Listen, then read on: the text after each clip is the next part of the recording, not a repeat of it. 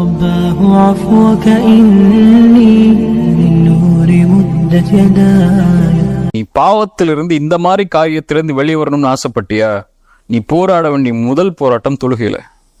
ஃபஜ்ருக்கு போராடு, லுஹருக்கு போராடு, அஸருக்கு போராடு, மக்ரிபுக்கு போராடு, இஷாவுக்கு போராடு. ஏன் போராடுன்னு சொல்ற? இன்ன ஸலாத்த தன்ஹா அனில் ஃபஹ்ஷாஇ வல் முன்கர். தொழுகை மானக்கேடான விஷயத்திலிருந்து உன்னை பாதுகாக்கும். உன்னுடைய கவனம் தொழுகையின் பக்கம் திரும்பினா அல்லாஹ்வின் பக்கம் அல்லாஹ்வின் கவனம் உன் பக்கம் திரும்பும். அல்லாஹ்வின் கவனம் உன் பக்கம் திரும்பினா பாவங்களிலிருந்து பாதுகாப்பை இறைவன் கொடுப்பான். நீ பாவம் செய்யவே முடியாது, அந்த பாதுகாத்துருவான். யூசுப் அலைஹிஸ்ஸலாம் அந்த ஒரு பெண் தன்னை தவறான இச்சைக்கு அழைக்கும் போது அவங்க என்ன சொன்னாங்கன்னா, யா அல்லாஹ் நீ பாதுகாக்கலைன்னா நான் அந்த பெண்ணிட்ட போயிருப்பேன், நான் என்னால இது நடக்கலையா அல்லாஹ், நீ பாதுகாத்தன்னாங்க. இப்போ அல்லாஹ்வுடைய அருள்களில் மிகப்பெரிய அருள் ஒரு பாவத்தை செய்ய விடாமல் அல்லாஹ் பாதுகாப்பது. அதுவும் இந்த மானக்கேடான செயல்களின் பக்கம் நெருங்க விடாமல் ஒருவரை பாதுகாப்பது அல்லாஹ்வுடைய அருள். இப்போ அந்த அருள் வேணுமா? போய் பள்ளியில் நெல்லு.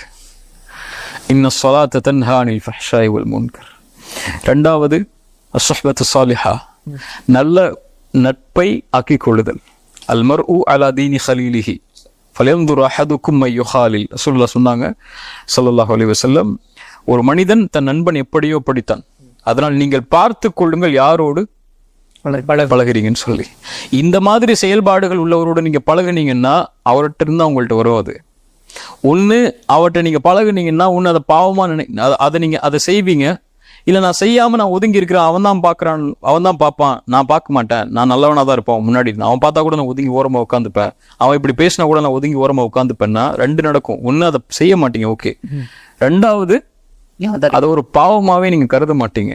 அதை பாவமா கருதலைன்னா தனிமைன்னு வரும்போது இயற்கையா உங்களுக்கு அந்த எண்ணம் மனதுக்குள்ள தோன்றிக்கிட்டே இருக்கும். ரொம்ப அது நேச்சரா இன்னைக்கு எல்லாம் நார்மலைஸ் ஆகிட்டு இருக்கு இல்லையா? இல்லதான் சொல்றேன்ல, இன்னைக்கு ஒரு சென்ஸ் ஒரு ரிப்போர்ட் படியே இன்னைக்கு தவறான பழக்கங்கள் எல்லாம் ஒரு முன்னாடி காலத்துல 22 வயது 24 வயது 25 வயதுக்கு அப்புறம் நடக்கும். நான் சொல்றது ஒரு 90-80s சொல்றேன். அதுக்கு முன்னாடிலாம் இன்னைக்கெல்லாம் 12 வயசு 13 வயசு பையன் கூட இந்த விஷயத்துல ரொம்ப தீர்த்தி ஆகிறான். அவனுக்கு பாவம் எளிதாயிருது. ஃபோன்லையோ, அவனுக்கு இருக்கக்கூடிய மொபைல் ஃபோன்கள்லையோ, அல்லது அவனுக்கு இருக்கக்கூடிய தொடர்புகள்லையோ, அவன் ஸ்கூல்லையோ இதை பத்தி பேச ஆரம்பிச்சிடறாங்க. அப்போ அவனுடைய எண்ணங்களும் சிந்தனைகளும் இதை பக்கம் போக ஆரம்பிக்குது. எப்போ ஒருவன் சிறிய வயதிலேயே இதை தெரிந்து கொள்ள ஆரம்பிக்கிறானோ, இந்த எண்ணங்களுக்கு உட்பட ஆரம்பிக்கிறானோ, அவன் ஒரு 25 வயது வர்றதுக்கு முன்னாடியே பல விஷயங்களை இதுல பாவங்கள்ல கடத்திருப்பான். வெளிப்பட சொல்ல முடியாது என்ன பாவங்கள், அது விபச்சாரமா கூட இருக்கலாம். விபச்சாரத்துல மூழ்கி அவன் எழுந்து வந்துருவான் 25 வயதுக்குள்ள. சிறிய வயதுல அவன் மனதுக்குள்ள இது போயிருச்சுன்னா. அப்போ மூன்றாவது, பெற்றோர்களுடைய கடமை நல்ல நட்பை அவன் தேர்ந்தெடுத்ததற்கு பிறகு பெற்றோர்களாக இருக்கக்கூடியவங்களுடைய கடமை அவனை கண்காணிக்கிறது. அவனுக்கு தனிமை என்ற அறையே கொடுக்க கூடாது. மிக முக்கியமான காரியம் அது. ஒரு வாலிபனும் தனக்கு இந்த எண்ணம் இருந்துச்சுன்னா அவன் தனிமையுடைய அறையை எடுத்துக்கொள்ளவே கூடாது.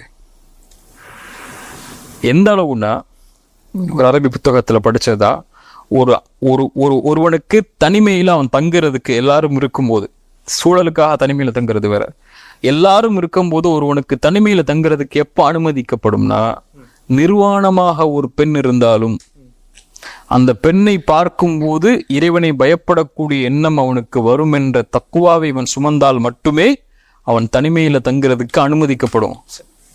அந்த எண்ணம் யாருக்காவது வருமா? அவ்வளவு தக்குவாவை சுமந்தவங்களை நம்ம வாழ முடியுமா? அல்லாஹ் அப்படி உருவாக்கணும். அப்படி இருக்கிறோமா? இல்லை. அப்ப தனிமையில இருக்கக்கூடாது.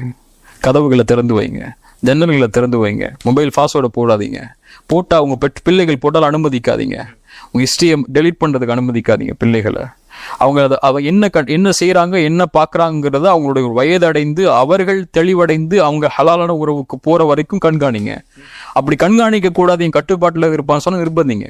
நீ கண்காணிக்கப்பட்டதா நீ இப்படிதான் இருக்க முடியும். உன்னுடைய அறையுடைய கதவு மூடப்படக்கூடாது, ஜன்னல் மூடப்படக்கூடாது. எப்பள்ளதானே என்ன வேணாலும் பார்த்துக்கிட்டு உனக்கு சுதந்திரம் இருக்கு. அப்படி நீங்க விட்டீங்கன்னா நாளைக்கு மறுபடியும் எல்லாம் உங்களை பிடிச்சிருவான். இப்போ தனிமையை தவிர்த்து கொள்ளணும். பெற்றோர்களும் தனிமையை ஏற்படுத்தக்கூடாது.